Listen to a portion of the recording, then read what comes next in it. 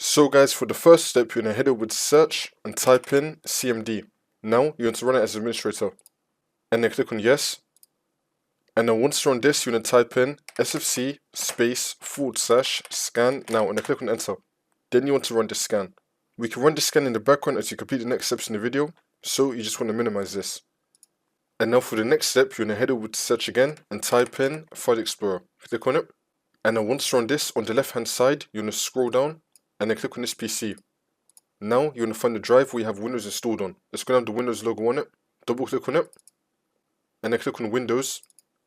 Now you want to find software distribution. We're going to scroll down till we find software distribution. Here it is. Double click on this.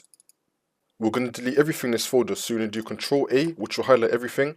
Now we're going to do Shift plus Delete on our keyboard. And then click on Yes.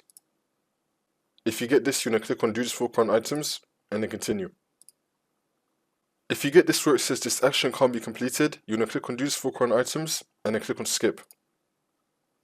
It's still going to delete most of the files and folders in this list. And now for the next step, you're going to head over to search again and type in Device Manager. Click on it. And then once you're on this, you're going to expand Display Adapters. Now you're going to find your graphics card. You're going to right click on it and then click on Update Driver and then click on Search Automatically for drivers. Make sure that you have the best drivers for your device installed. I'm also going to be leaving down below 3 links for NVIDIA, AMD and Intel. You want to download the software that comes with your graphics card. For me, I have an NVIDIA graphics card, so I've got the NVIDIA app. And now once you're on our software, you're going to click on the driver tab.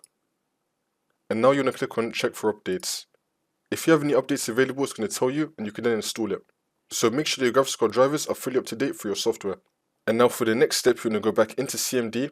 Now once you're on this, you're going to type in DISM /online /cleanup -image /restore health. Click on enter again.